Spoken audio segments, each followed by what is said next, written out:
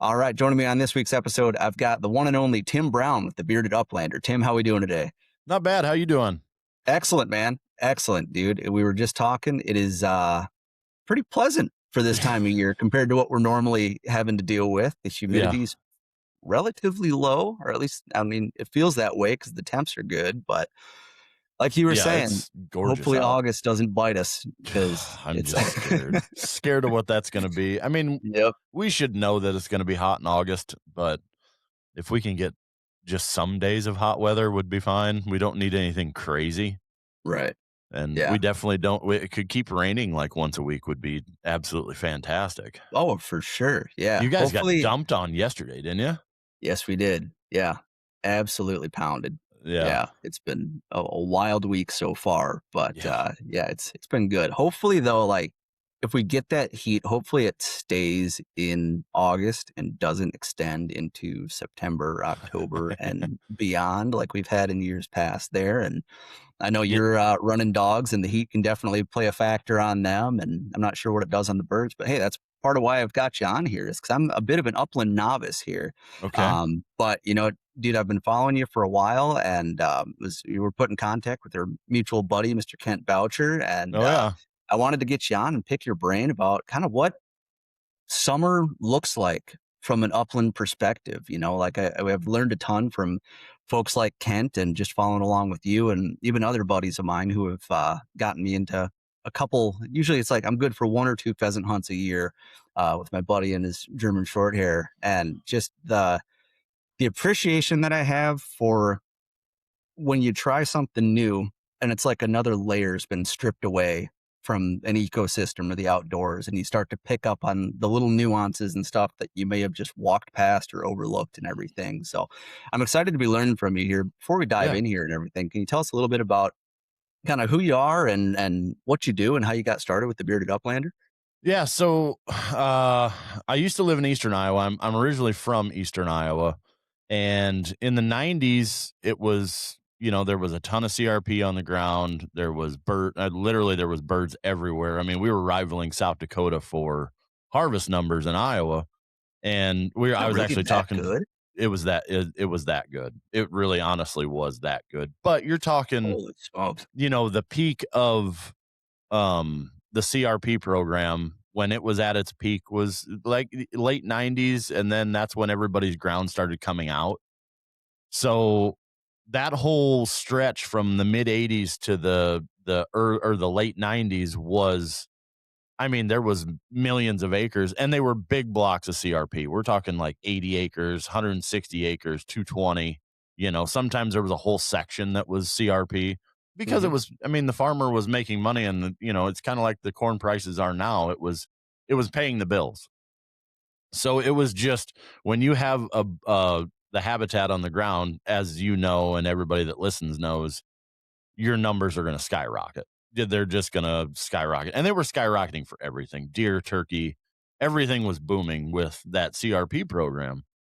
So in the 90s, it was nothing to go out on a weekend and shoot your birds in an hour. I mean, there was nothing to it. So, and then the CRP started dwindling away, and you know, you get into college and you're doing other things, you know, drinking and whatnot.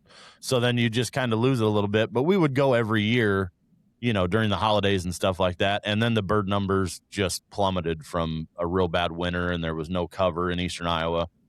So they fell off, and I stopped pretty much bird hunting altogether, and I started deer hunting with my brother that lives south of Des Moines.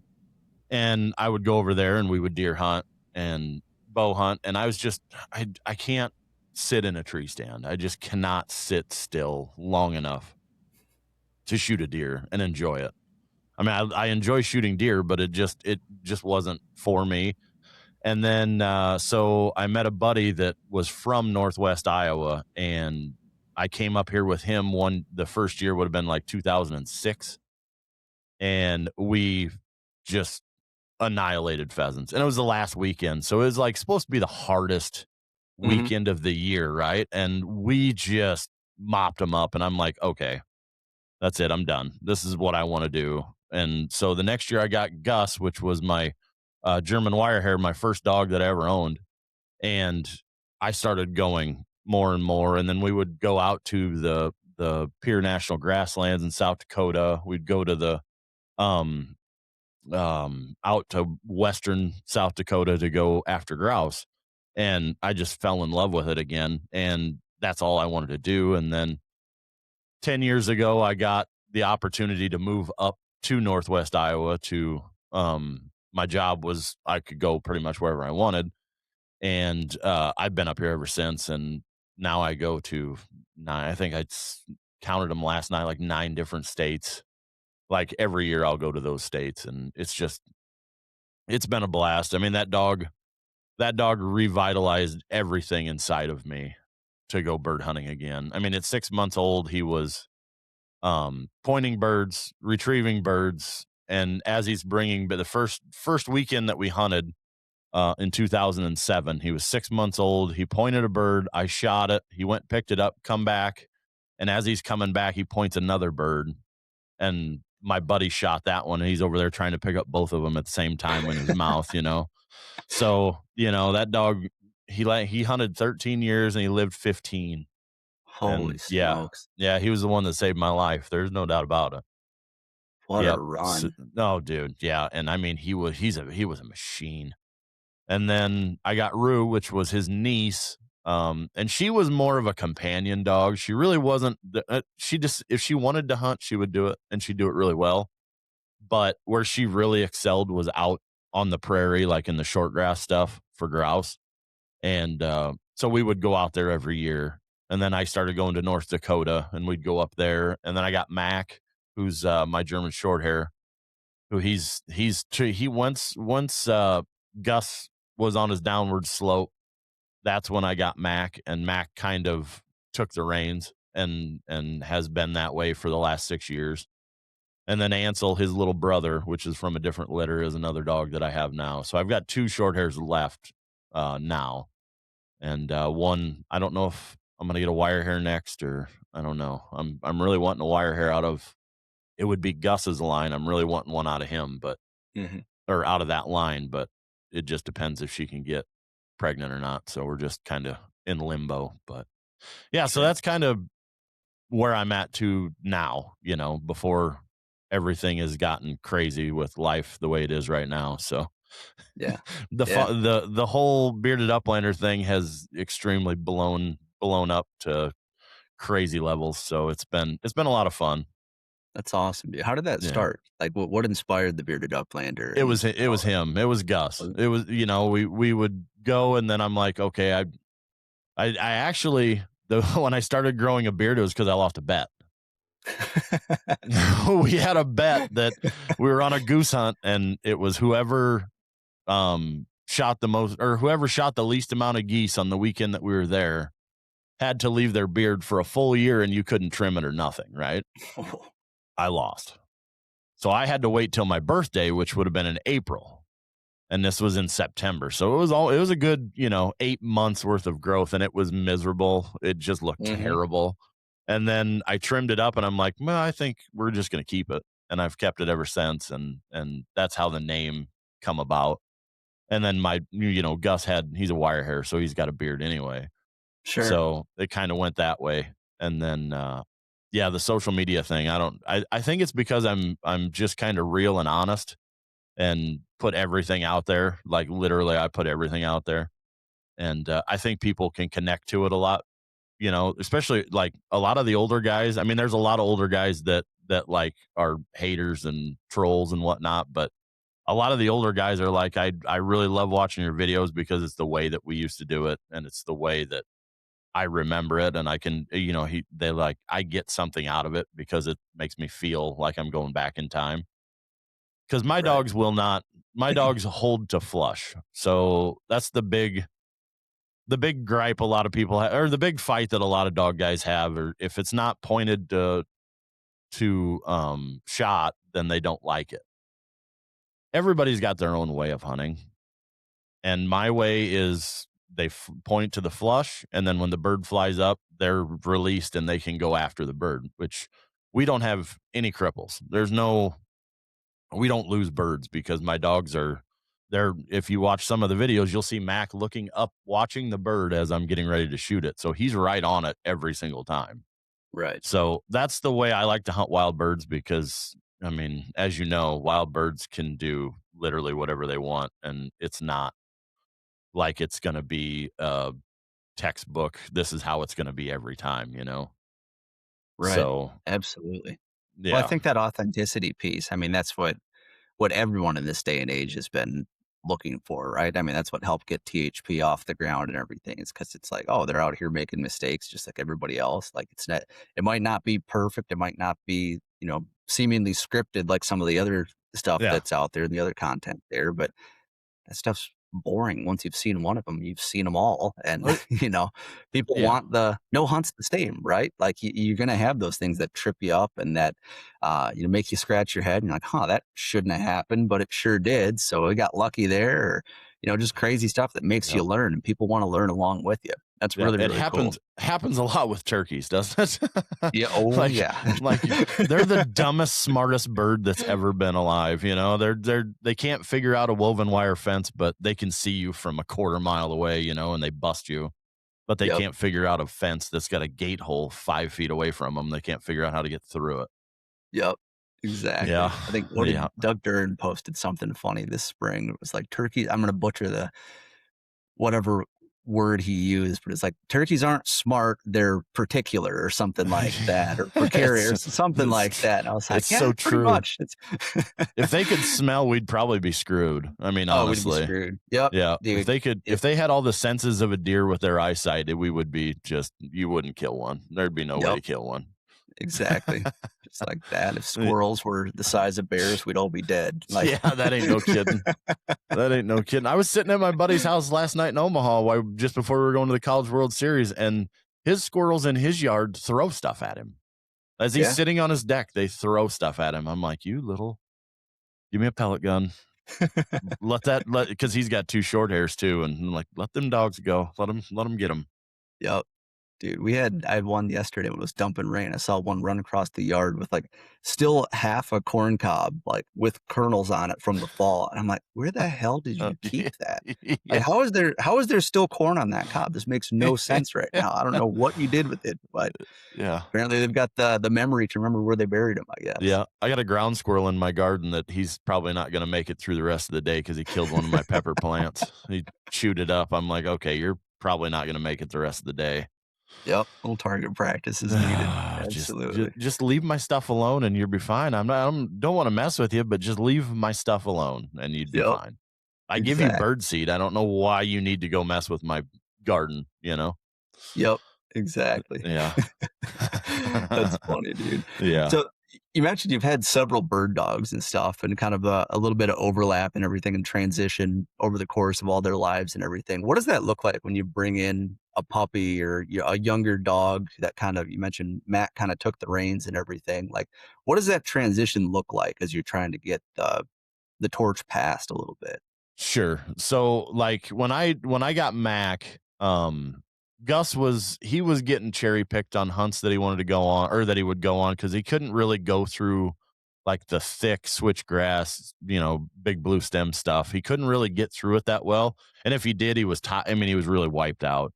So a lot of the stuff that we hunt up here are like crick lines and draws and little patches of grass and just like little honey holes that these birds are in.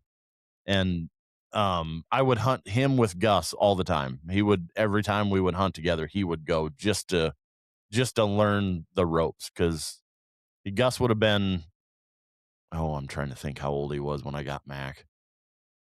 He would have been like 10 or 11, 12, something like that, I Yeah. think. And so I would take him and Mac together all the time. So and I can still see some tendencies of like I can still see some stuff that Gus did in Mac, just the way that he like works the cover and does stuff like that. Like especially out west, like I could let Gus go on a field for grouse and he would be on the downwind side of me to the right distance. Like a lot of guys will let their dogs run big out there, which is perfectly fine. But Gus would actually stay to the downwind side of me at the right point to where the birds would be that he was pointing would be right in my face, like right in my lap. So it was kind of like he was flanking them around the side and holding them from doing anything, and they would be pinched kind of. So Mac does that a ton. Speak of the devil. Oh yeah. Oh yeah, they're losing their minds about something. Shut up. Um, so Mac would do the same thing and just kind of like corral him in, and I can see that in him all the time. So I like to do that when you have an older dog. The ideal thing is like 3 or 4 years old, and then you get a new puppy. That way you have it staggered enough that, like, that dog's gonna be in his prime when the older dog is gonna be at their end, you know? Mhm. So you can just keep, like, staggering them. Like, Ansel is 3 years younger than Mac, so it's staggered enough that now Ansel's, 4 years old almost. I can stagger the next one now and be at that, that distance in between.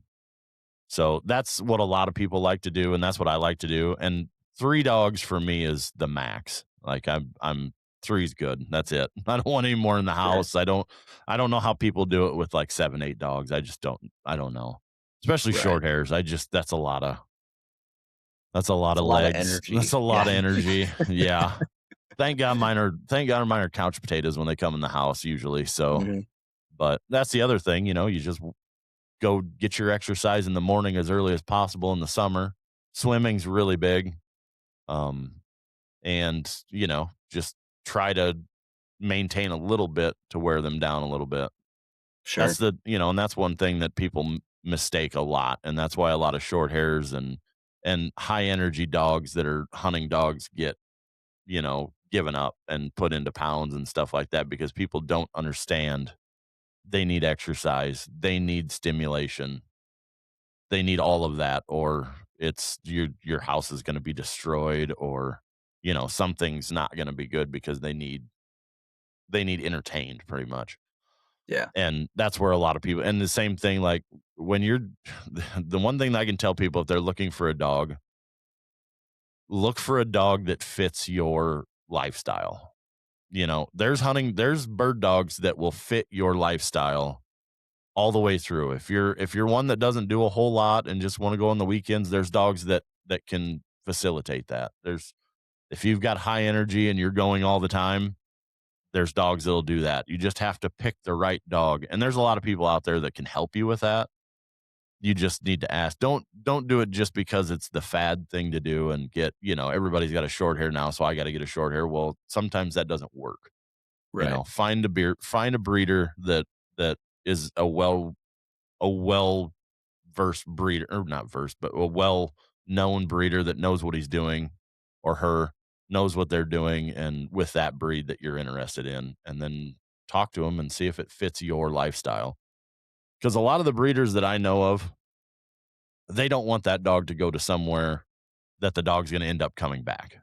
That's exactly what I was gonna say. Yep. They don't want somebody to get like a Drothar. It's a very niche breed of dog. You have to know a Drothar to get a Drothar. You have to know what that's going to be, because that dog is a souped up, Ford Raptor is what that dog is. And they don't like a whole lot of things, and they're not afraid of anything. So you have to know what you're doing to have one of those dogs. Sure. It's a full Absolutely. and it's not fair to the dog that if you don't know what you are capable of and you get a dog just to get a dog, it's not fair for that dog to, be put down or to do this when you don't know what that dog's capable of doing. Like a Drothar's a one person dog. You're not going to, you don't, it's not a dog that's for some dogs. Some of them are, but they're not a family dog. They're not a pet. They're a machine. They're bred to do a job, and Right. that's what they're bred to do. Like, it worries me when people say that they want a Drothar or they want a Kuzar, which is the German short hair version of it. But it's just different. They're just a different dog. You have to go What's in the with the mindset. Yeah. Oh, dude, we grew up we rescued basset hounds my entire upbringing, and those hard-headed little bastards are. They're so Yeah, it's and that's the bad thing. They're so freaking awesome, you know? They look Mhm. so cool, but like you say, they're yeah, like a Chesapeake Bay Retriever for waterfowl. Same thing. They're hard-headed. They don't like to do whatever they don't wanna do, and Mhm. they're just hard to train. If you're a duck hunter and you want to have a dog, you get a lab. I mean, that's what they're bred to do. That's what their job is, Right. you know? Absolutely. Well, and yeah, and I'm sure too, like, there's gotta be that element too of, like you said, your personality has to kinda match that dog's personality a little bit well too. Like, if you're pretty laid back and a little lenient, you've got a dog that is one of these more hard-headed breeds, like, it the alpha dominance is gonna show itself real quick, and, like, whether Yep. that's, in the form of your couch being ripped to pieces or just overall disobedience or whatever, but yeah, it's like you gotta Yeah. find that one that matches you. What are some Yep. like breeds that do kind of tailor themselves more a little bit towards family life and, maybe Sure. like that first bird dog breed? Yes. I mean, you can get a short the thing about short hairs, the way I pick my breeders out, I don't want a full-on field trial dog that's extremely crazy high energy. I don't want that because my dogs live in the house. So the breeder that I got the boys from, he specifically breeds them for mild temperament, and they have that, everybody talks about that on-off switch. They've got that on-off switch. When we're outside, they're 110 miles an hour at all times, going full bore. We come in the house, and I mean, if somebody comes, then they go crazy for a minute or two, and then they calm down again. But like a Springer Spaniel is a pretty good dog for the house. I don't know. I've never owned one, but I know some. Brittany's are probably really good in the house. Um, certain lab breeds are fantastic in the house. Uh, Vizsla is a really good dog. Mhm. I know them for a fact. My best friend's got a Vizsla, and she's a fantastic dog. But that's where it goes to with you need to know what your breeder, what his specifics are. Like my two dogs, I've never had to force fetch them for a retrieve for anything because he will not breed a male or a female if they don't have that natural retrieving ability, right? So Sure. he won't even breed the ones that don't have his qualification. So that's what that's what I look at. And I want to watch the parents hunt. I want to see how they do it, and that's how I kind of choose my breeder. It takes a Yeah. lot more research if you really want something to tailor to yourself. You know what I mean? To your Right. lifestyle. You need to Definitely. do a lot of research. You need to ask a lot of people. And you need to talk to the breeder that you're interested in. Mhm. That's fascinating, man. I've known obviously that dogs have these traits and everything, but I didn't realize that there was that much like hereditary stuff, like even just like the retrievability of some of these dogs and everything, like that comes Yeah. from the parents. Like I didn't realize that that was something that was ingrained in them, and to that extent, at least. That's Yeah. really fascinating. Like the hunting part of it, like all trainers that I know, like the hunting part of it, it's in there. It's all in there. The hunting part of everything is in them dogs. It's in their DNA. That's what they're bred for. It's all the little things like the retrieving, like the temperament, the on-off switch. That's the stuff that these guys are keying on. It's kind of like racehorses. I mean, you're trying to get that exact thing that you want in your line that you have. So they just keep tweaking it and doing what they want, and it ends up usually being pretty good. And like when you find a dog breeder that is very popular and has a really good line, you pretty much know what you're going to get. It's going to be the same thing Yeah, 90% of the time. sure. That's awesome. Nothing's ever a guarantee, right? Mhm. And that's I here's think another that's thing that'll where that question comes from is like people get hung up on that one dog that didn't do it, right? And then they yeah. start getting worried. Yeah. And there's another thing that I'm probably gonna get in trouble for, but, like, the going and picking out your puppy, right? Mhm. Like, all them puppies have they've got the same DNA from the parents, right? And there's people that will disagree with me, and that's fine. I just like Gus, I never even seen him until he came to my house. My buddy Terry, his dad was giant dog breeder for many a years. And John called me and he's like, which one do you want? And I said, John, you just pick one out. That's the one I want. Whatever one you think, I'm good with it. And it ended up being Gus. And then the same thing with Mac and Ansel. I picked them out because of their pattern on their coats. That's the only way I picked them out. This is the ones that I liked. And it's like they all were, some people are like, well, I want the shy one that's back in the back, or I want the one that's really aggressive going forward. It's a crapshoot, man. I mean, in Mm. 3 months, they're going to be a completely different dog than they were at 8 weeks. So it's like, go with your gut, pick the one that you like, and just go with that. That's what I tell people, and people argue with me. It's fine, but that's how I do it. No, And I it's worked I for me like that for, approach though. I've had 4 dogs, and it's worked for me the whole time. So I'm probably Mhm. going to stick with it. Right. Yeah. I think, yeah, people just get worried that if they don't have their hand in it or they don't make that call themselves and they're going to second guess it or whatever. Yeah. Like you said, Yeah. it's Always 3 going to months from second now, it's going guess to be a yourself. different dog. And it's all Yeah. about what you're doing in those 3 months that is Exactly. going to help shape what dog that Ex turns into. Right. exactly. You can shape that dog into whatever you want it to be if you put the time and effort into it. Hmm. Like Definitely. my friend Sammy Joe, she lives up in Sioux Falls, and she's one of the best dog obedience trainers that I've ever met. And she's got a corgi doing agility. She's got a Dalmatian that does like scent work. And then she's got 3 labs, and now she's got an English setter. So she's like the whole gambit. And I would put her corgi probably would be able to go out bird hunting with us and have no problem.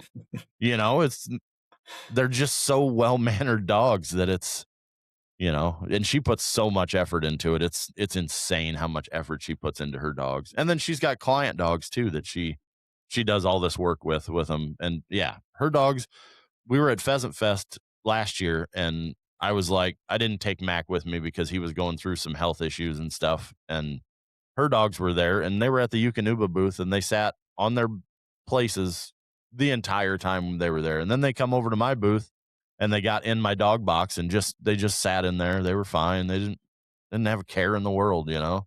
Yeah, she does a damn good job. She's really, really good at it. Knock it off.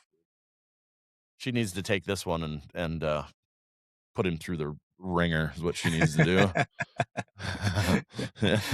That's awesome, man. But yeah. Well, well, dude, we're like getting into towards the end of June here, headed into July, August. I know it's kind of crunch time and stuff in terms of just like preparation for the season. Like we touched on making sure the dogs are in shape and everything, but kind of across the board, like as an upland hunter, what's at the forefront of your mind for this time of year and as we head into the peak of summer? Hey guys, I just wanted to take a quick sec to tell you about Lone Wolf Custom Gear. Lone Wolf Custom Gear is as good as it gets when it comes to mobile hunting equipment. Whether you're a saddle or stand guy, public land or private, Lone Wolf Custom Gear has a set of sticks, a stand, a camera arm, and any number of accessories to get you closer to your target buck. To make it even better, everything is 100% USA sourced and made right here in the Midwest. And it's even assembled right across the river in Iowa by hunters who love chasing deer just as much as you do. To build your kit today, go visit lonewolfcustomgear.com. Now, let's get back to the episode. Like today's what, June 18th? Mm-hmm. So the peak of the hatch for pheasants and pretty much all grouse species, well, prairie grouse is right now. So I look at the radar on all the spots that I'm planning on going this fall. I'm watching for hailstorms or really low spikes in temperature. So all those chicks can't for 2 weeks they cannot regulate their body temperature. So it needs to Huh. be at night, needs to be warm. And we don't need big cold rains because Mm-hmm. that will kill them. They Right. can't, they can't stay warm enough. After that 2 weeks is up, it's better. You still have to worry about the hail, which, that's what I'm doing right now is watching all of that in the spots that I'm going to go hunting this fall. And then once June's over, I feel a little better. And then July is usually just a month you just don't worry about much and just kind of enjoy life pretty much. Sure. Stop, dude. and then can you hear him whining in the No, I background? can't. Oh my No. god. And then August, the beginning of August, I start doing my own roadside counts. So Okay. in Iowa, they do them still, where they'll have the or the conservation officers drive around and count birds. It used to be in some states it's the mail carriers that do it, but in My Iowa grandma it's used to do actually that when she was a mail carrier. Yep. yep, yep.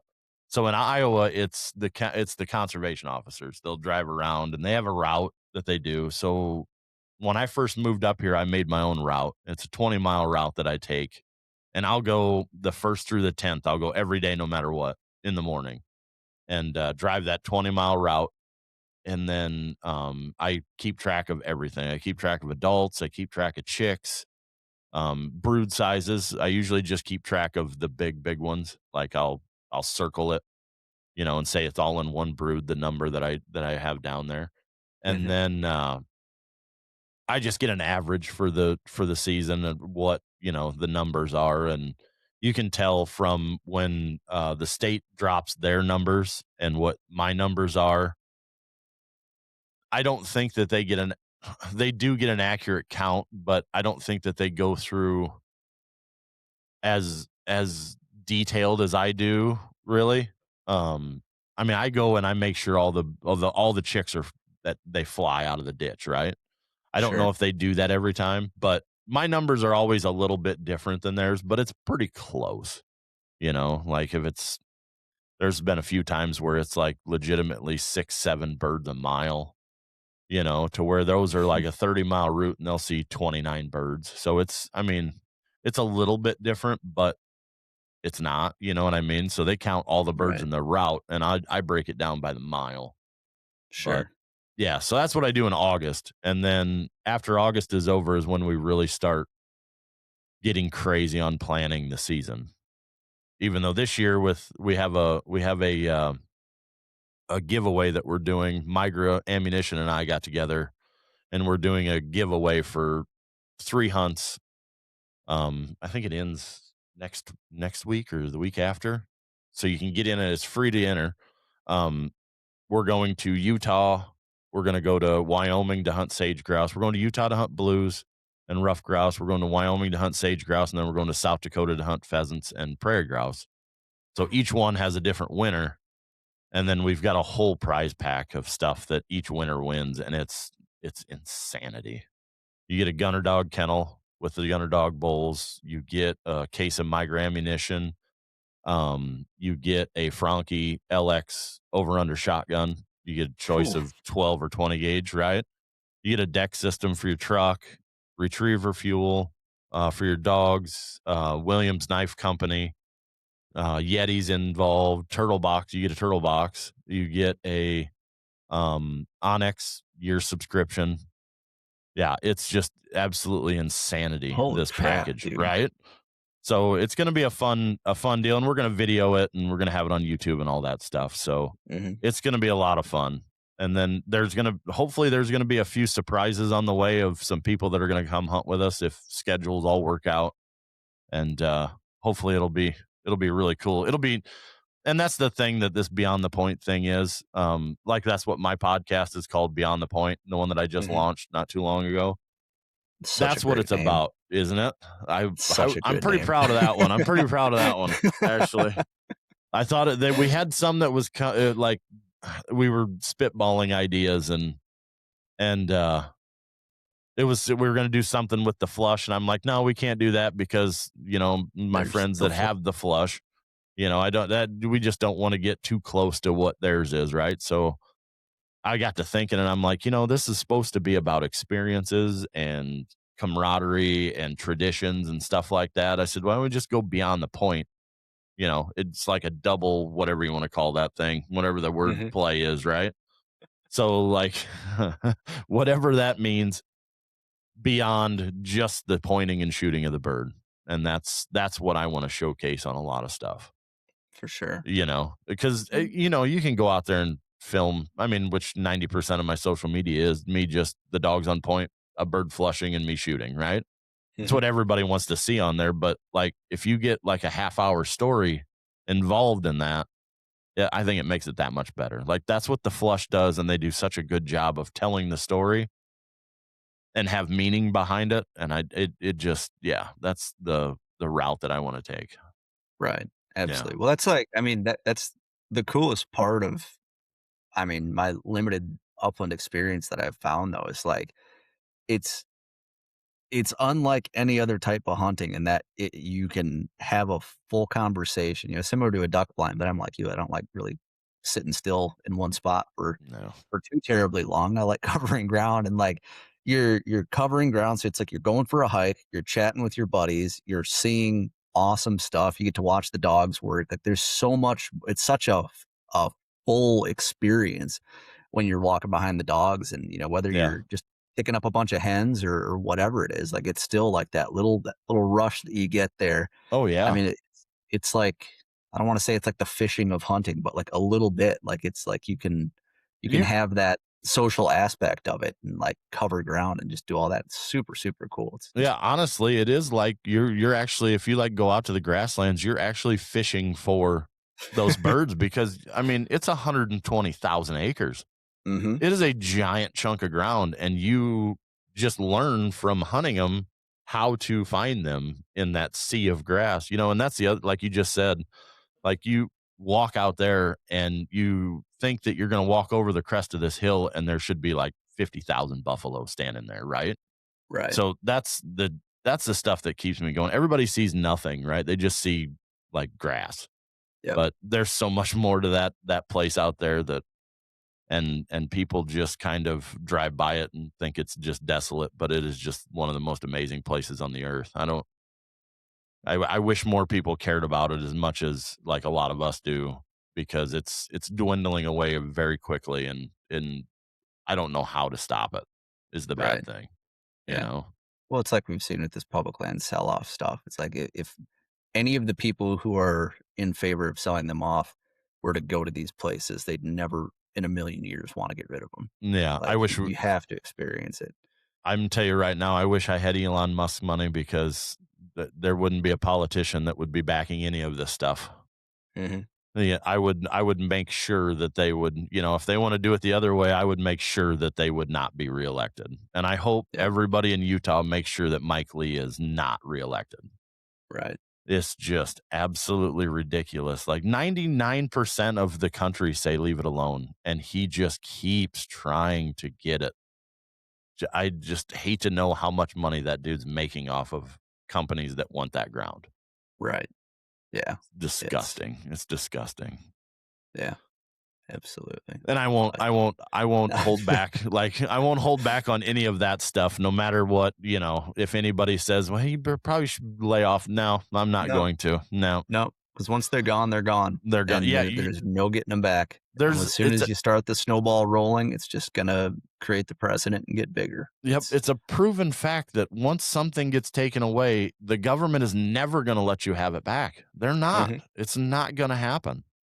And everybody's so engaged with one side or the other side, and they just got to keep us divided because if we woke up and weren't divided, I mean, like you said, with the public lands thing last year, there was environmentalists siding with hunters on all of that. That's Yep. never happened in the history of anything Right. that both of those sides came together and were advocate on saving public ground. It's it should have showed the politicians that okay, like this is something that we're not going to mess with because Mhm. they're not going to let us keep doing this. And hopefully we can get that accomplished and get some of those bad apples out of there. Right. Yeah. It Hopefully. is just it's I mean, yeah, it seemed like, unfortunately, rather than, "Oh, wow, these people really do care about this. This is a really serious issue to them." It seems like instead they kinda took back and they're like, "Alright, we were a little too blatant that time. How do we slip this into something else now?" Which is Exactly. what we're seeing with that new farm bill and the whole roadless Oh, rule and all that sort of stuff, which exactly. It just they just folks, keep call your senators, by the way. yeah, absolutely call them and tell them to get it stripped out of there. I mean, we need a farm bill. Don't get me wrong. We need one really, really bad. But Mhm.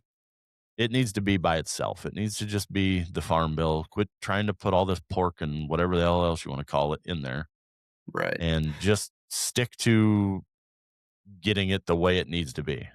Mhm. Preferably with Absolutely. more CRP in there. That'd be great. Right.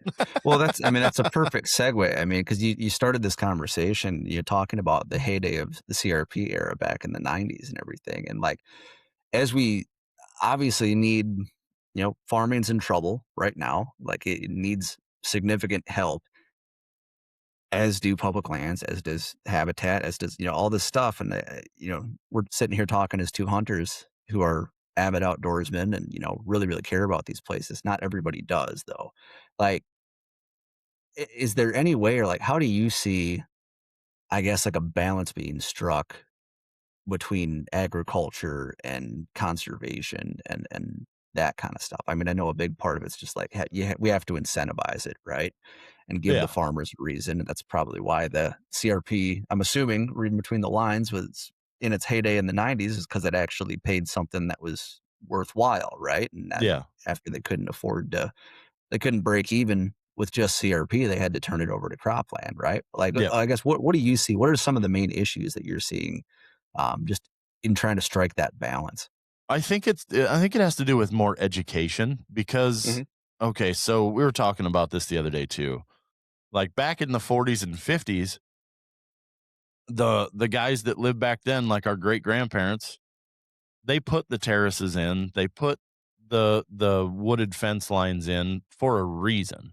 It mhm, was all of the erosion. They were losing their whole hill, or the wind was blowing dust bowl type conditions, right? So they put all this stuff in for a reason because she's going to do what Mother Nature's going to do, right?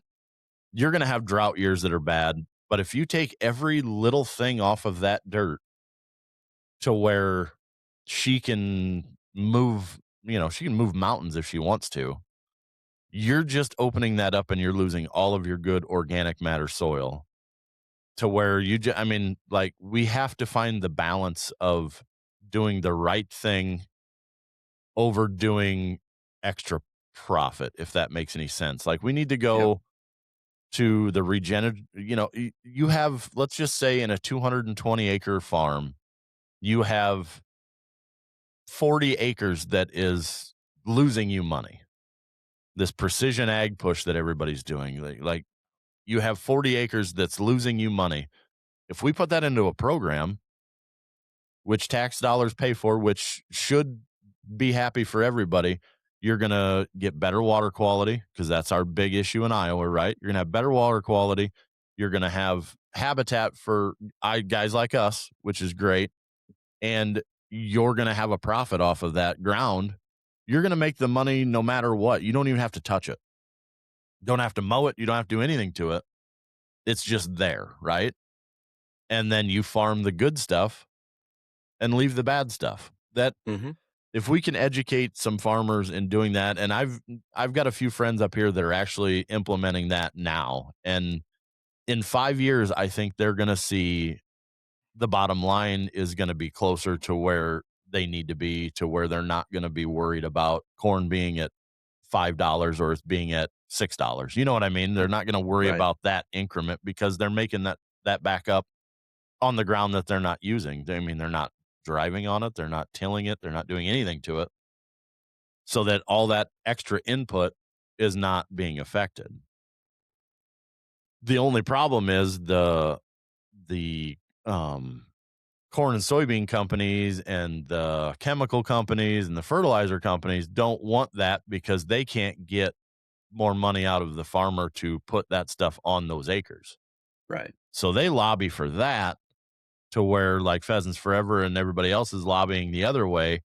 And it just benefits your dirt too. When you don't have that biology in your dirt, you have to put that extra stuff on. But if you right, had a cover crop on there and you're rotating stuff, even if you just put a third crop in there of something totally different, like let's just say it's wheat or it's oats or something that you can take off that's going to leave a bunch of organic matter in the ground, it's going to help. And all of the animal waste is extremely good nitrogen holding, whatever you want to call it. Right. And you can get that pretty easily up this way because I think there's a hog confinement on every single corner of every section in this area. I think they said the one county in Iowa, I think it's Sioux County, um, it has more hogs in it than people, and it's just Oh my God. it's not a giant county by any means. And just from them hog confinements, you can literally put enough nitrogen back in to grow really good corn. So Mhm. there's ways that we can, and I think it just starts with education, like, Totally. and farmers that are willing to like listen to it. You know what I mean? Yep. It's there's some older guys and even younger guys are like, no, I've got to farm every inch because I need to, and I get it. I 100% understand it because I'm not afraid of telling or I'm not afraid to say that everybody should make as much money as they possibly can because I want everybody to be successful. Mhm. But you also need to realize that those big companies don't care about you. They just care about getting as much money out of you. Right. So it's just that education is where I think we need to start. For sure. Well, I mean, there's so many tangents I could go Oh on the God, yeah, I know. education standpoint there, but like talk about profitability. And I grew up with my extended family in eastern Iowa. They're all farmers. My mom's whole side of the family was farmers and everything. And growing up in Southwest Wisconsin, surrounded by farmers, dairy farmers, more so than crop farmers, but still plenty of crop farms. I haven't seen the the bottom line or the cost breakdown, or I haven't seen the financials, I guess, of any of these farms, but I've been around it enough to at least kind of I feel like I've got a fairly good grasp on it, right? It seems to me like the push to you have to maximize and plant every single acre of your ground. But then if you're going to do that, you also need to then put the money into, so you're buying seed for all that ground, which and then hopefully you make that money back, you gain a profit or turn a profit by selling that, you know, harvest come fall. But you're also on that extended quantity of ground, you're paying to put more pesticide or more fertilizer, more whatever on there, and so there's like your margin gets thinner by doing that. Whereas if you were to just plant a cover crop, or like you said, maybe plant less ground, but you don't have to do all of the pesticide stuff or do all the soil work or do all, all that kind of stuff. Like it seems like it might be counterintuitive, but you're probably going to come out about even across the board there. And especially in a state like Iowa and even Wisconsin, where you've got a pretty high demand for hunting access. Like if you've got a big strip of CRP and you can, I hesitate to say this because I obviously want hunting to be accessible to everyone, but you like Iowa's a big leased hunting property state, right? So there's like you can make a few grand up if you've got the good habitat, then it just looks different than I make all my money from corn and soybeans. Instead, I make it from CRP, corn and soybeans, leased land, whatever it may be. And there's just more than one way to skin a cat, right? It's Oh yeah, yeah, you just got to yeah, start getting creative because it's yeah, not laid out black and white like that for a lot of people, yeah. And I encourage everybody that's a farmer that listens to this, and I don't know how many would, but there's South Dakota has an amazing soil class, like seminar kind of thing that they do. They do Mhm. the soil and then they do the grasslands grazing school or whatever it is. I went to both of them and it is one of the most interesting and educational things that I've ever been on. And they're showing like these guys are farming, not the best ground at all by any means, but they're implementing all of these things into it. Cover crops, they're grazing some of it. They're like turning it into like a pasture, but they're doing it in a way that you can have so many cattle per acre, right? And that's what it can feed it, right? So they're moving their cattle into different paddocks on this pasture. And it's just a rotational thing, right? They just keep going Mhm. around and around. And the other thing with like the crop ground and that when you have that CRP and them strips along the edge, the bugs that you hate, there's bugs that eat those bugs. That's the way it's Yep. always been in the world. So when you go, like, say you have aphids, when it's really bad on soybeans, right? You got an aphid problem. Well, that pesticide that you sprayed 2 months before that killed every ladybug that you had on your property. If you wouldn't have killed every ladybug on your property, you wouldn't have had this problem with aphids because they keep them in check. So it's like every step of everything that grows has a process, and there's always a check for each process. Dragonflies love dragonflies because they eat every single mosquito and gnat that's flying in the air, right? Or Yep. fly. You don't see the giant swaths of dragonflies anymore until like really, really late summer. I can remember as a kid seeing dragonflies all of the time. Like all summer long, they would be flying around. The fields would be covered with them, right?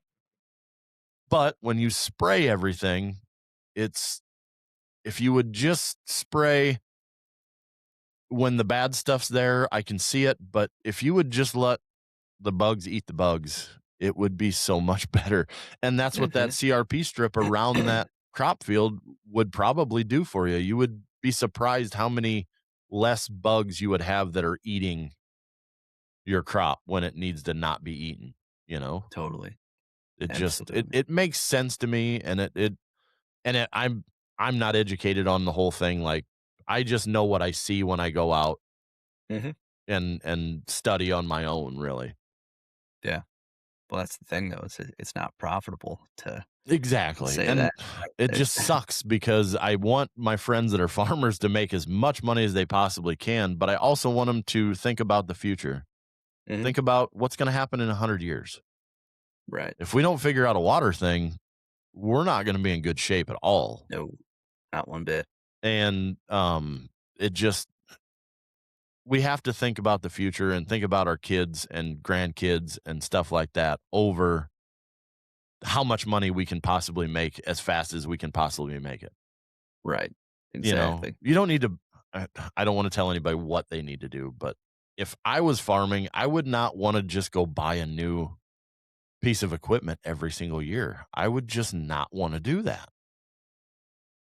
You got to put a little bit of work into, getting everything lined up for the next year. Well, guess I just saved myself that much more money Right. that I can spend however I need to, right? I don't know. Yeah. I don't Well, it's know. not meant to be free, right? I mean, that's why they The that's gov why the they call it government's work, right? the It's government's not gonna let you have anything for free, so your Mhm. taxes are gonna come no matter how you look at it, Right. you know?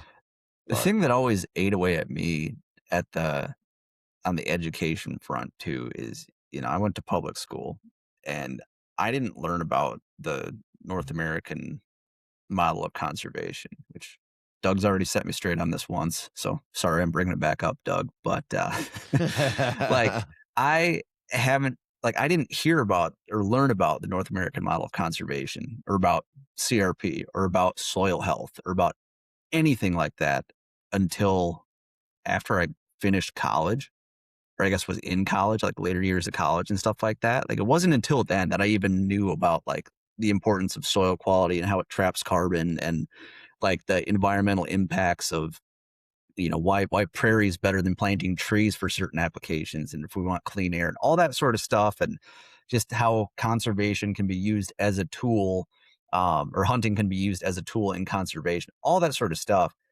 Nobody talked about it. I was busy learning about geology and what types of, I don't know, I have a burn on. I still hate my 8th grade science teacher, so that was I directed was more so at her. But like, like that kind of stuff, it's not brought up. It's not taught to kids as they're growing up, so they can understand. Like, oh shoot, like this farm's doing a real. They can drive down the road with their parents and look out and like, oh, look at that. That like that strip of prairie in the middle of that field there. That's actually really good for soil health and for bugs and everything. They Yep. just look out there and like, oh, this is just a cornfield. Why didn't they plant that stretch? Doesn't make any sense. Yeah, why isn't that And farmer mowing all those weeds? Yeah, I hear exactly. that a ton, it drives me Yep. insane. Exactly. Yeah. It's Yeah. just we've done ourselves a disservice, and I think dug ourselves a little bit of a hole is on that front where it's like if you want to learn about this stuff, you have to be intentional and go out and and learn about it, or you have to cross Yeah. paths with somebody who's willing to talk to you about it, and Yeah, it's all we need is that one little bit that somebody shows interest in it, and then with the internet and everything that we have nowadays, you can literally teach yourself anything. I mean, totally. you can build a house just by watching YouTube. You know what I Yep. mean? Like you can do it all yourself. Yeah, And it's the same thing with conservation and stuff like that. I mean, the Prairie Farm is one of my favorite podcasts in the world. yep, Those guys live, breathe, and that's all they want to do is try to put as much prairie on the landscape as possible. totally. Excuse me. Yeah. And that's Um, like, I mean, the coolest thing too is like I've been very encouraged by kind of the increase in the little backyard prairies in more urbanized areas and suburban areas, because if those people can identify their little blue and their coneflower and their bee balm and your whatever it may, milkweed, all that sort of stuff, they yep. identify it in their backyard, and then they go for a drive on vacation and they look out at a prairie and they're like, holy crap, look Look at at all that. all that stuff, like Yeah. that's insane.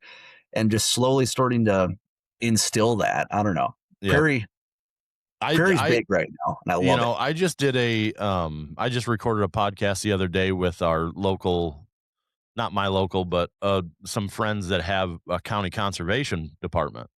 Hmm. And that's where I think a lot of people are missing out on the educational aspect. Like like Iowa is unique. It's the only state in the country that have a conservation board for every county.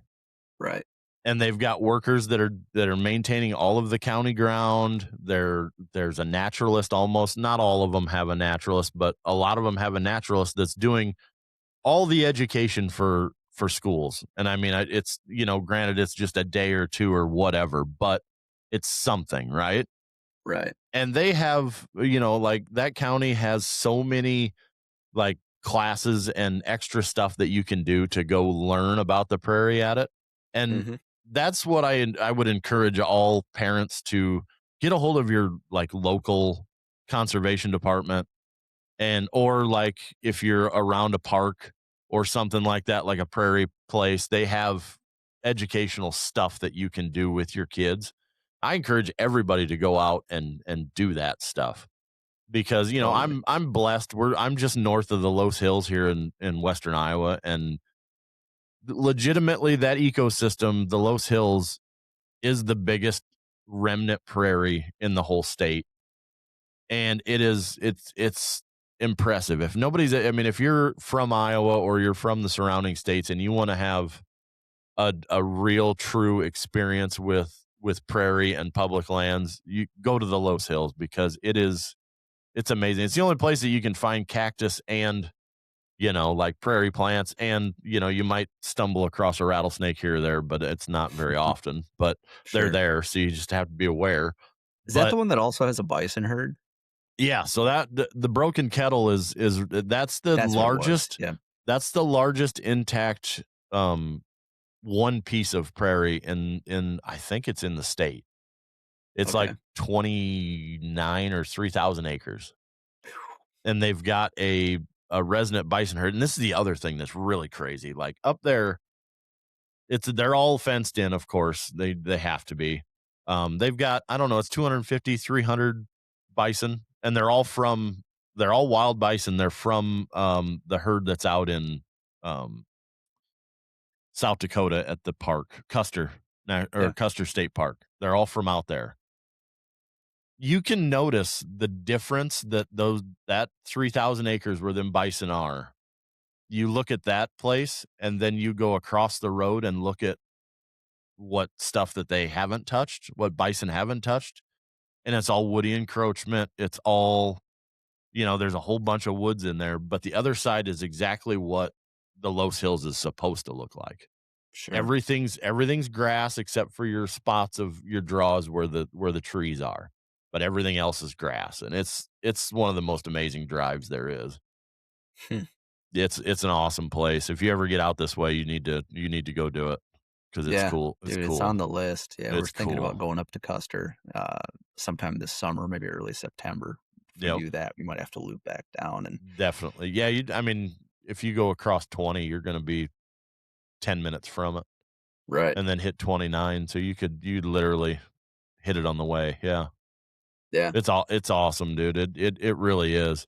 And to see the buffalo out there, and then the amount of deer and turkey that are in that same area, that you Oh, can I'm just see sure. that with when you have that large, you know, hooved animal on the landscape, it literally changes ecosystems, and that's what that thing was meant to do. Mhm. Cattle are a close second. They can do what they can do what buffalo do. You just have to manage them right for the amount of ground that you have, right? You can't just put 150 cows and calves on 100 acres of pasture, because they're going to eat it down to a golf course. Yeah. You need to manage it a little bit better than that. Mhm. But boy, Definitely. we went off in the weeds from We bird hunting, sure didn't did, we? dude. I loved it.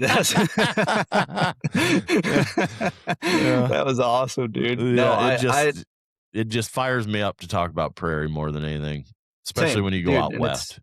right. It's the And that's coolest thing in the world. one of the things, like Wisconsin, we don't have a lot of it. It's a lot more wetland. We have some prairies. I love the map that the DNR put out. It started to circulate a little bit more, but it was the 7 geologic regions of Wisconsin, and that whole Yep, very, very southwest corner there that would be thought of as driftless there. yep, It's actually like the southwest savannas, and like yep, you drive through there, like kind of that Platteville and below there, and it is like it's those big rolling hills and yeah, less bluffy, some bluffs along trout streams and the creeks and everything, but for the most part, I mean, it's just these big, massive rolling hills, and you're like, shoot, it does look like a savanna. There's a couple of creeks that I'll guide on, or I've fished for years and everything. And I drive by and I'm like, gosh, it looks like we're like out west somewhere. I can't put my finger on it. yeah, And as soon as I saw that map, I was like, oh, it is a savanna. You're right. yep, Shoot. And and yeah. that's what the Los Hills is supposed to be. It's supposed to Hmm. be bur oaks, which bur oaks really wide wingspan on their trees, right? Yep. And you'd have one on top of a hill, and then 100 yards later, there'd be another giant tree, and underneath that tree would be big blue stem, little blue stem. It's exactly the way it's supposed to be. And that park that's in that county that I was talking about, that I have the podcast with, Plymouth County, they have a park that they bought a piece of property that was right next door, and it was a cattle pasture. It is that oak savanna. And I Yep. mean, there is some giant 100+ year oak trees in there that it just the way it's supposed to be. You know what I mean? It's the way it's Right. supposed to be. And you can walk the trails back through it and walk through those trees, and it's impressive. Hmm. Yeah, I Well, love it. there's nothing cooler than having some of those, like those big bur oaks that have been there for 150 plus years. And they're Yeah. like just I'm I'm late to the game, but I'm reading the Sand County Almanac for the first time right now, and I Oh, for just the first finished time? for the Sure. first time ever, dude. I've been kicking myself for not doing it. I've read Yep. sections of it, in Yep. college and everything for other classes, but I just finished the second chapter where he's sawing through the that big oak, and with Yep. every ring, there's like different stuff that happened that year and everything as he counts Yep. it back, and like, dude, there was one.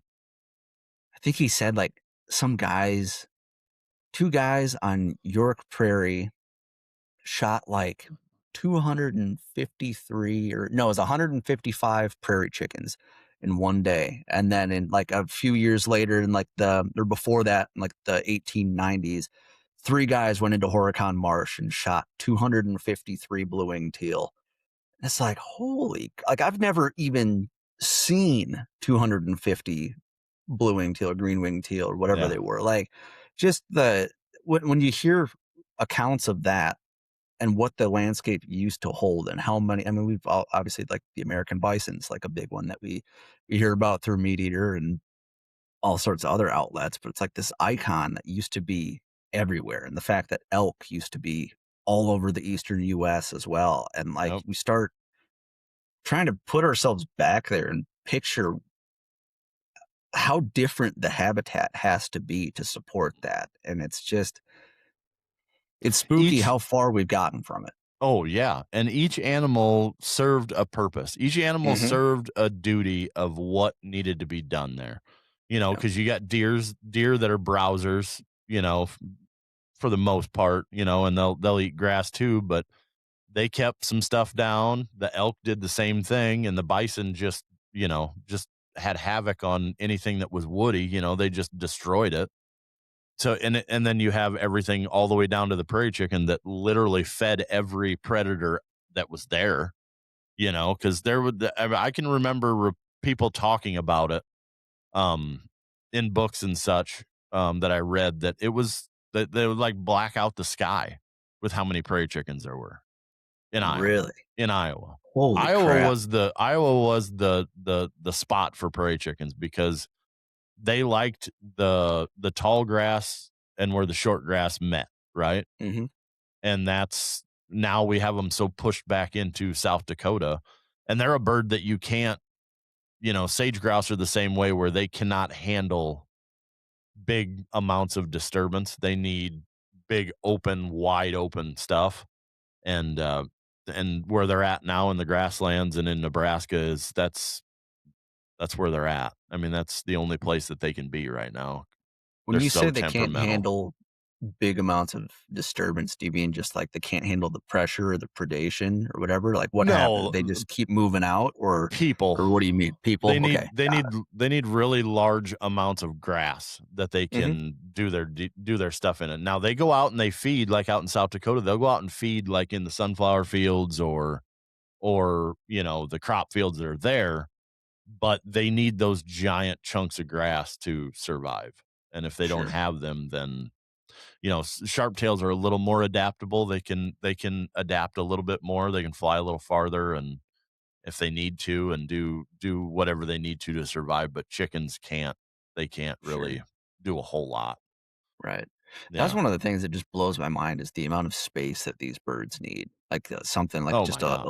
a little prairie chicken or even like a pheasant. I think I was looking that up because we have a family farm in eastern Iowa that one day I was just daydreaming. I was like, well, what would it take if you like how many birds in theory could this hold? And I looked up like how many like pheasants per mile, whatever, and said, I mean, this could be wrong, but if I recall right, it said like they would prefer ideally to have like one bird per square mile of space, I guess, like Yeah, like a just in terms of rooster, pressure. Yeah, like a a rooster. rooster Yeah. would, yeah, Yep. rooster, and that's the other thing. Like people are like, well, we need to, the numbers are down. We need to cut back on the possession or the bag limit, and that has nothing to do with any of it, right? Hmm. The one rooster can breed up to 20 hens, and he's got his own little harem that he has hang around him, and each rooster can handle that many hens. So the point of shooting all the roosters that we can, you're not going to kill all of them. There's some really extremely smart ones that get away from you, and there's just some that get away from you. Hmm. There's always going to be enough roosters on the ground to take care of the hens that are there. Right. So the 3 limit does not really matter as much as far as, population wise. And there's a lot of biologists that say that if you shot hens, it wouldn't affect the population either. Hmm. That's an unpopular. Because That's a that's hot a take right there. I Based off don't of what I believe in it. know. I don't believe it, but there's some that say that it won't affect the population as much as you would think it would. And I'm like, at Sure. least she can still have, 12 babies next year, and that's 6 more roosters on the ground that I can shoot. We've got Hmm. enough roosters as it is, and then in the winter, the roosters are bigger, stronger. They're going to fight the hens for food, and the hens are going to lose every single time. They're not going to be able to beat a rooster. So if we limit how many roosters are in the area, that really helps. Like the area that I hunt or that I hunt with my friends, and then we kill 200-300 birds out of it a year. Hmm. You can tell with the way the population is that thinning down the roosters that much helps. So when people are like, "Well, you can only shoot one rooster on my property." Okay, that's fine, but why? I always ask why.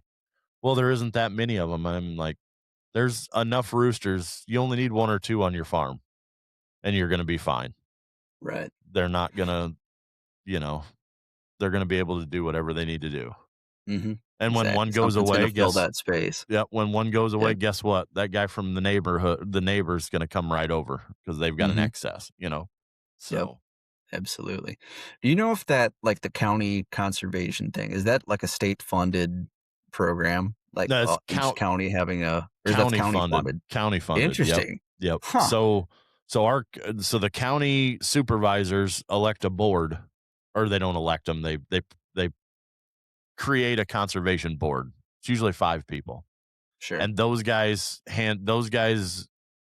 take care of everything that the director and the county conservation do. Like, they'll vote on, um, deciding what the county's gonna do. Like, if they're gonna buy ground, if we're gonna put in a swimming area on a pond, or we're gonna build a pond, or, whatever needs to be done. The board votes and they approve or they disapprove, and then that goes to the county supervisors that approve the funding for it. sure. Which each county conservation has its own budget. So then they stay within the budget, and if something crazy happens, like say there's 80 acres that's coming for sale that they want the county to buy to put into public hunting and public ground, then the usually gets like the Heritage Foundation involved and they buy it, Sure. or Pheasants Forever gets involved and they buy it, and then they turn it over to the county, that kind of Got it. thing. Mhm. Whoever's got the money is going to buy the ground, Sure. and then turns it over to the county to manage it.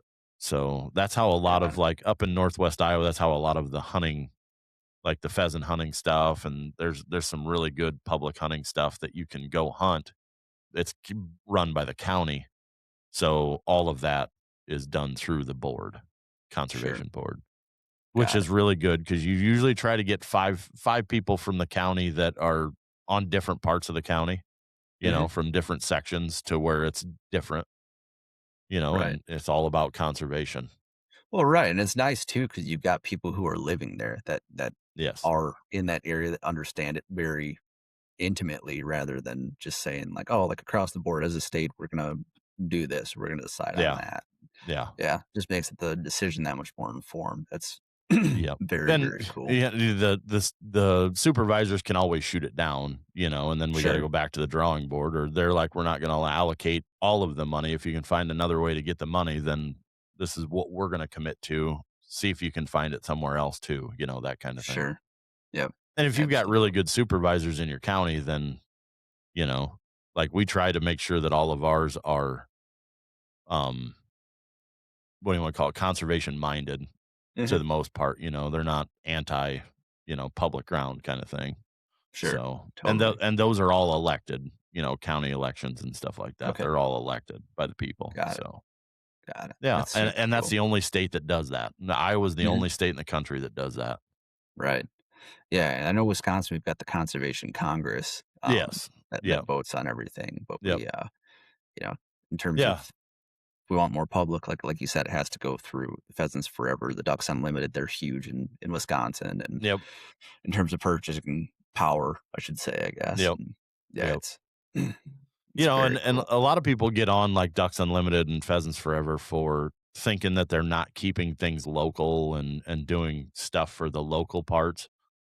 Every Pheasants Forever chapter that I know of in Iowa that's their number one thing. They're trying to get as much ground in so the public can hunt it in Iowa. I know for a fact. And to be honest with you, if Ducks Unlimited goes up to North Dakota and uses their money in North Dakota where all the ducks are made, I'm perfectly fine with that. Right. You We're gonna know what see I that mean? come I back, yeah. want I want to I want the money to go to habitat, to conserving our birds. That's what if I'm donating my money, I expect it to go to something that's going to make more birds for us to harvest, shoot, whatever Right, you want to call it. definitely. Well, I think that's such an important thing to realize, right? It's like whether it's, Ducks Unlimited and, your membership dues or whatever, it goes to protect nesting habitat or create better nesting habitat. Like, yeah, sure, we might not see that in our backyard right now, right this minute. And so often, I think folks get caught up in that mindset of like, well, it's if my dues are going out of state, then like, why should I be a part of that organization? And like, we see it, they want the instant gratification, whether it be in what they're putting into public lands, what are putting into conservation, even like the farming thing there, like we talked about earlier, like Yeah. it's all so much bigger than just what we see on our Yeah. back 40 or in, as when we Yeah. drive down the Yeah. road. Yeah. How And many ducks do you have, in Iowa nesting in your pond? Not very many. Might have a whole mhm, bunch of Canadian geese or Canada geese in there doing it. They yep, like to adapt and be local, but the most of the ducks are getting made in North Dakota and Canada. That's where right. they're getting made. The Yeah. way they've done it for 10,000 years, It's like hmm that's where it's all at. So why are we not trying to enhance that habitat instead of, what's going on in North Dakota where everything's going dry and the oil Right. companies are What's going to have the highest pumping money ROI? out. Yeah, exactly. Just Yeah. if we could just, there's other ways to go about doing things, and the easiest way is not always the best way. Yep. And that's Exactly. in every aspect of everybody's life. Sometimes the easiest way is not the best way. hmm Definitely. Well, So, dude, we've been going for a little over an hour here. I've got two more questions for you here okay. before we wrap up here. We've been talking about, some of the concerning things on public lands and conservation across the board for all species, right? What do you think, in your eyes, is the most encouraging thing that you're seeing looking forward here on this front? Especially in this area, the one thing that I see is there's a lot of farmers that I know that are starting to open up and in entertaining the questions and everything about doing better for water quality and doing better for, just in general, their soil health, and they're starting to do more research on certain things, hmm which that's encouraging to me. And like countrywide, it's the push that we had last year for public lands. It's been, and hopefully we don't lose steam on that. But anytime that you can get a anti-hunter and a hunter together and they agree on something, I'm all for it. You know what I mean? So Absolutely. those are the two things that I think. And if we can get a CRP program that's worth a damn, it would be really good. Like we just put in 20 acres of CRP this week for our ground that we hunt, and it paid just as much as what the rent does. So if you put in pollinators in Iowa, you get a little bit more money. And then if you don't care about hunting and you put it as walk-in hunting, you're covered for the liability for the walk-in area, the walk-in part of it, Yep. and you get more money on top of the CRP, and it's all in CRP, right? So there's ways that people can make money on CRP. It's just we need a new program to actually give us more acres. For sure. So hopefully that's what the farm bill's going to, that's what we try keep pushing for is more acres of CRP, like a lot for more, more acres, more money to give to the farmers for that. Cuz we're still Definitely. what we're at like what 27 million acres or something like that total. But there's also some issues with where they put the CRP or who's allowed to get the CRP. There's a hmm lot of politics in that also, and it shouldn't be. So, it's just, Washington D.C. government. You just sometimes you get your way, sometimes you don't, but Yep. just keep fighting that, right? Exactly. Yeah. Stay after 'em for Yep. sure. Well, dude, you've covered a lot of ground in your time with you know, walking behind the dogs and everything. I know you do a lot of out of state stuff. I've been asking folks this a lot recently. In all of your time hunting, 'cause I mean, you mentioned you got the podcast Beyond the Point. What is the coolest thing you've seen? Like coolest non-hunting thing that you've seen while hunting? Ooh.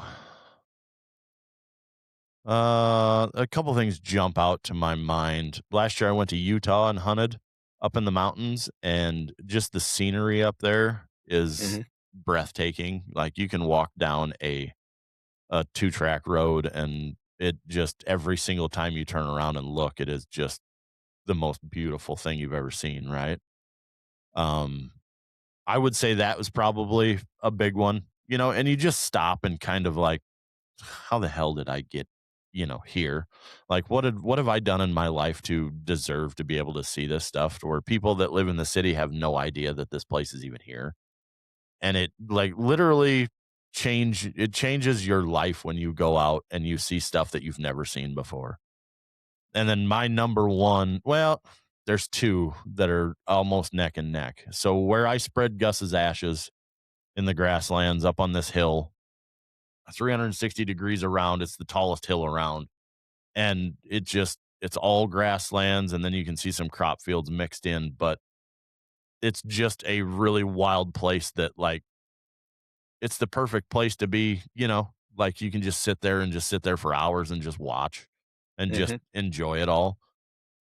That's probably my number one, just because that's where him and I found the first ones, and that's where I go back every single year to, go up there. I was on an episode of The Flush, and that's where I put Rue's ashes. So this summer there'll be a episode of The Flush come out where I'm bawling like a baby. So just make sure you watch that one. Everybody will enjoy that. Um, yeah, and it was the most epic hunt that we've ever had out there. Tyler and I just looked at each other like, is this real life? Because it was amazing.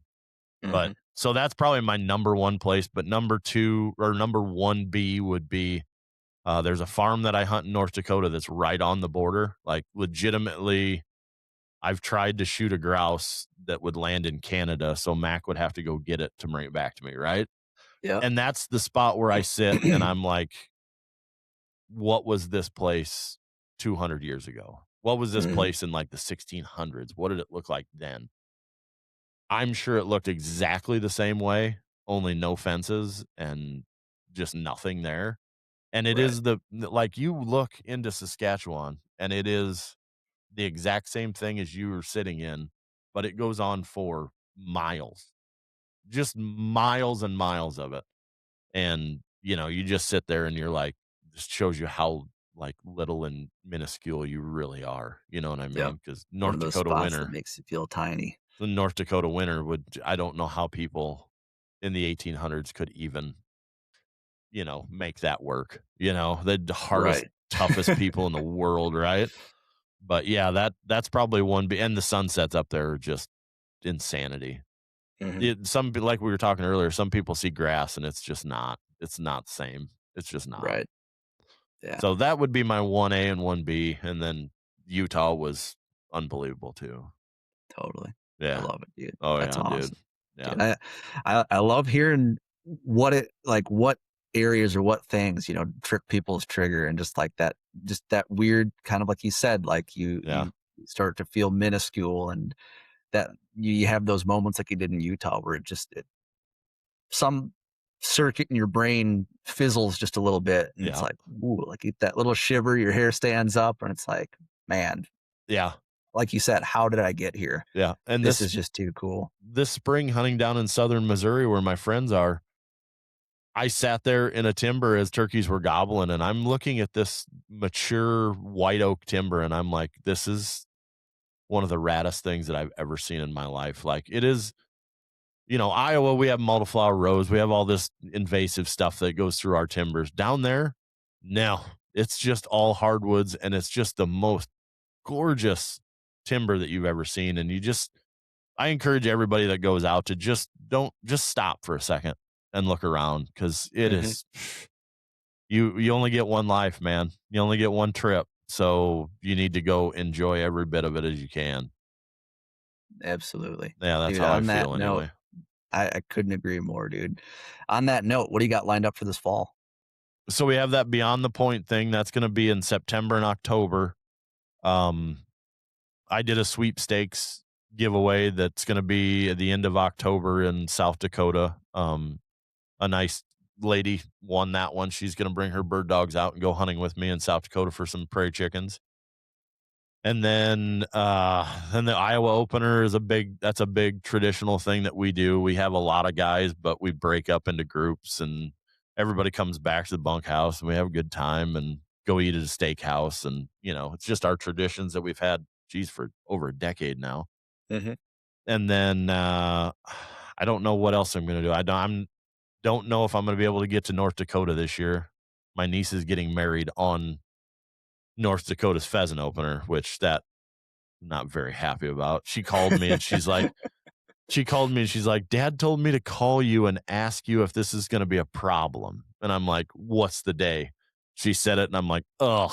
She goes, do I need to change it? I'm like, no, it's your wedding. You do it whenever you want and I will be there. It's not Mhm. the end of the world. I can go up the next weekend and go have fun up there. It's fine. It's not that big Sure. a deal.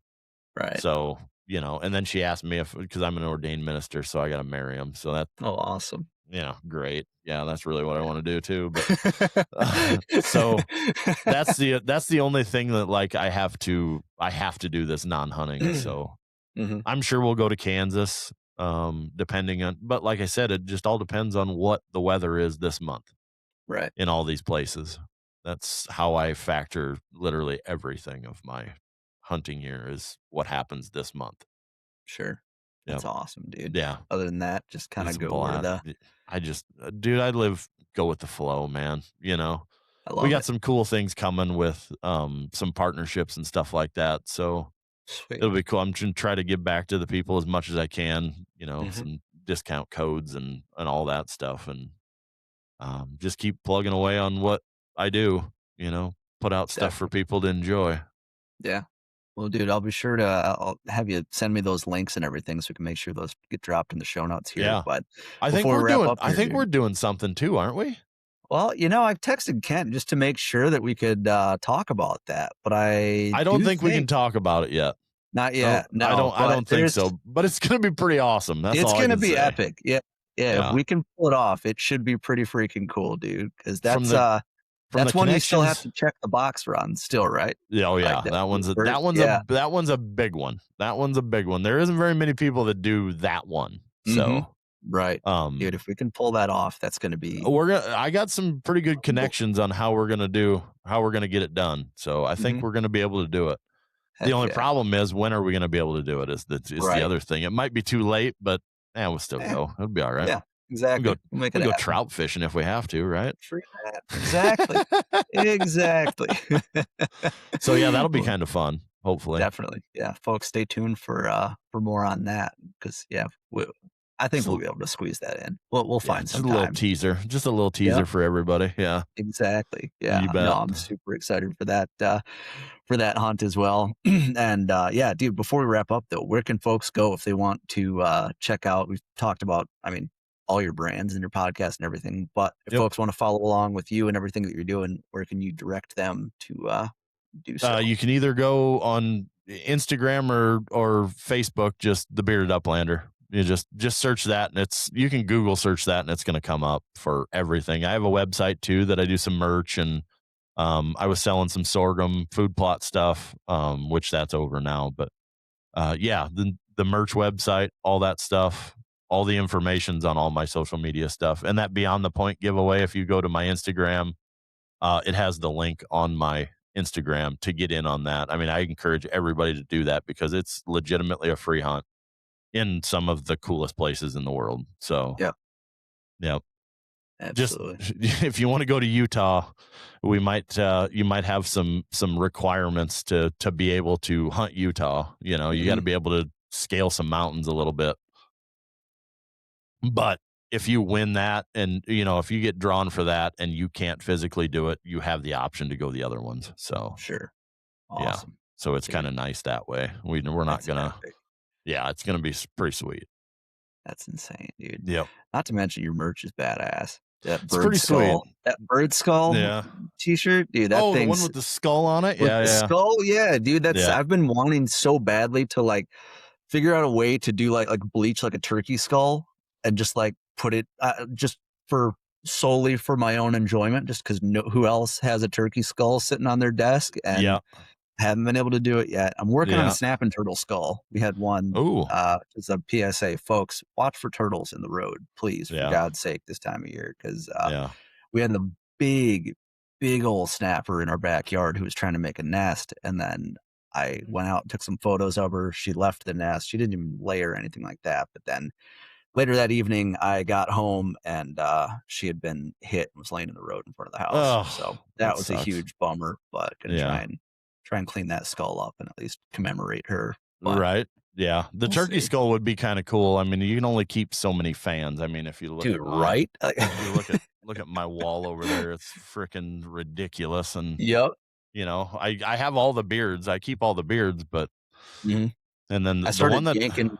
Sorry, go ahead. no, yeah, the one that I killed this last the what would have been my 4th season bird was an absolute giant bird. It had an inch and 5/8, an inch and a half, so I'm cleaning up that chunk of the leg. Yeah, I thought he was a Jake, dude. I thought he was a Jake. The way he gobbled, it did not sound like a mature gobbler. Uh-huh. He had to be an old bird that was just we couldn't kill him, and I was like, "You know what? I'm going right where he's crossing the creek. I'm going right there, and I'm gonna sit there, and I'm gonna be quiet." As I'm walking in, he gobbles, and he's like 40 yards in the tree away from me, so I just sat right down. His hen flew down. He flew down right after and 15 yards, and I couldn't handle it. He gave him about a half a second when he fanned out, and then he dropped out a strut, and I blasted him. I'd make sure he was a tom. I walk Right. up to him, I'm like, "Holy crap, these things are gigantic." Yep. He's a big bird. Dude, I took a picture of one. It was one lone bird in, like, I wanna say it was January maybe. I was driving around on back roads, and this one turkey ran across the road, and I was like, "Oh, nice," like, a little hen or something like that, or a jake, couldn't quite tell.